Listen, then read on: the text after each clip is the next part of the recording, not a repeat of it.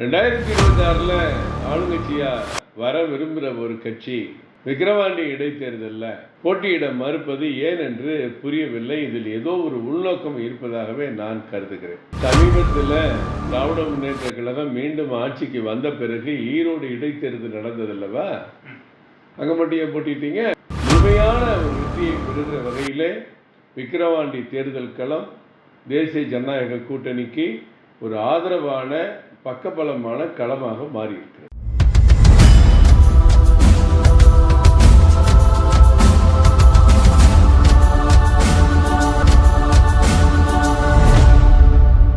மக்களவைத் தேர்தல் முடிஞ்ச அடுத்த நொடியாக அடுத்த தேர்தலாக விக்கிரவாண்டி இடைத்தேர்தல் அறிவிக்கப்பட்டிருக்கு.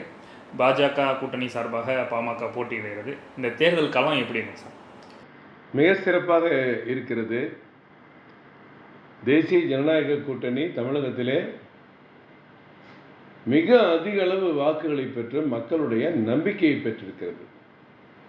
இந்த நேரத்தில் வரக்கூடிய விக்கிரவாண்டி தேர்தலில் ஒரு தெளிவான முடிவு, தேசிய ஜனநாயக கூட்டணி கட்சியினுடைய அனைத்து தலைவர்களும் ஒன்று சேர்ந்து ஒருமுகமாக ஒருமனதாக பாட்டாளி மக்கள் கட்சி அங்கே போட்டியிட வேண்டும் என்று முடிவு செய்திருக்கிறார்கள்.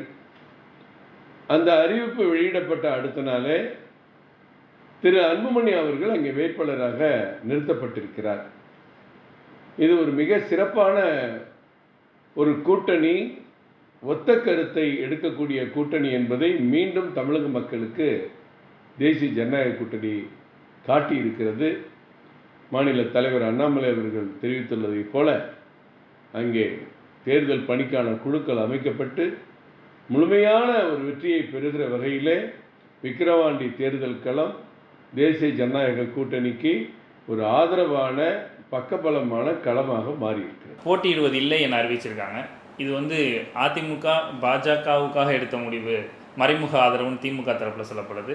திமுகவுக்கு ஆதரவாக எடுத்த முடிவுன்னு பாஜக தரப்பில் சொல்லப்படுது. நீங்கள் எப்படி பார்க்குறீங்க சார்? இதில் என்ன சந்தேகம்? திமுகவுக்கு ஆதரவாக எடுத்த முடிவாக தான் நான் பார்க்குறேன். 2026 நாங்கள் தான் மீண்டும் ஆட்சிக்கு வருவோம்னு முன்னாள் முதலமைச்சர் எடப்பாடி பழனிசாமி அடிக்கடி இப்போவும் பேட்டி கொடுத்துட்ருக்கார். 2026 ஆளுங்கட்சியாக வர விரும்புகிற ஒரு கட்சி விக்கிரவாண்டி இடைத்தேர்தலில் போட்டியிட மறுப்பது ஏன் என்று புரியவில்லை. இதில் ஏதோ ஒரு உள்நோக்கம் இருப்பதாகவே நான் கருதுகிறேன். இத்தனைக்கும் அவருடைய முக்கிய தலைவர் முன்னாள் அமைச்சர் சி.வி. சண்முகம், எம்.சி. சம்பத் போன்றவர்களெல்லாம் இருக்கக்கூடிய அந்த பகுதியிலே ஏன் போட்டியிட மறுக்கிறார்கள்? இதில் ஒரு தெளிவான விஷயம் இருக்கிறது. டாக்டர் புரட்சி தலைவராக இருக்கட்டும், டாக்டர் புரட்சி தலைவியாக இருக்கட்டும், அவர்களுக்கு அரசியலில் ஒரு பிரதான எதிரி திராவிட முன்னேற்ற கழகம் தான். எதிர்கட்சி தலைவர் முன்னாள் முதல்வர் கருணாநிதி தான். அப்படி அந்த அதிமுகவினுடைய அடிப்படை கொள்கை, லட்சியம், நோக்கம், இலக்கு திமுகவை தோல்வியடை செய்வது மட்டும்தான். அப்படி இருக்கக்கூடிய நிலையில ஒரு திமுக போட்டியிடுகிற அந்த இடத்தில் அண்ணா திராவிட முன்னேற்ற கழகம் திமுகவுக்கு எதிராகவே செயல்படக்கூடிய ஒரு மனநிலையை தொண்டர்களை உருவாக்கிய டாக்டர் எம்ஜிஆர் அவர்களுக்கும் டாக்டர் ஜெயலலிதா அவர்களுக்கும் அவருடைய கருத்துக்கும் நோக்கத்துக்கும் எதிராக அந்த வேட்பாளருக்கு எதிராக போட்டியிட மனமின்றி அதிமுக பின்வாங்குவது ஏன் என்று புரியவில்லை. இதில் பாஜகவிற்கு ஆதரவு என்று சொல்வது தவறான செயல்.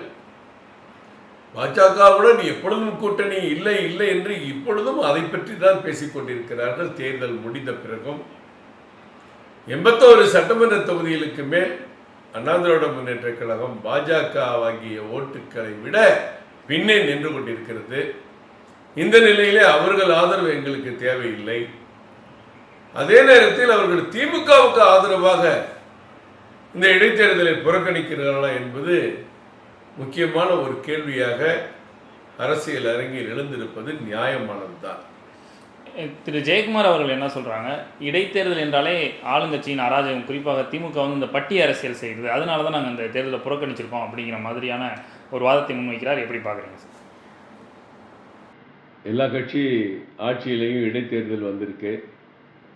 ஒவ்வொரு கட்சி ஆட்சியில் எந்தெந்த இடைத்தேர்தல் சொல்கிறத விட சமீபத்தில் திராவிட முன்னேற்ற கழகம் மீண்டும் ஆட்சிக்கு வந்த பிறகு ஈரோடு இடைத்தேர்தல் நடந்ததில்லவா?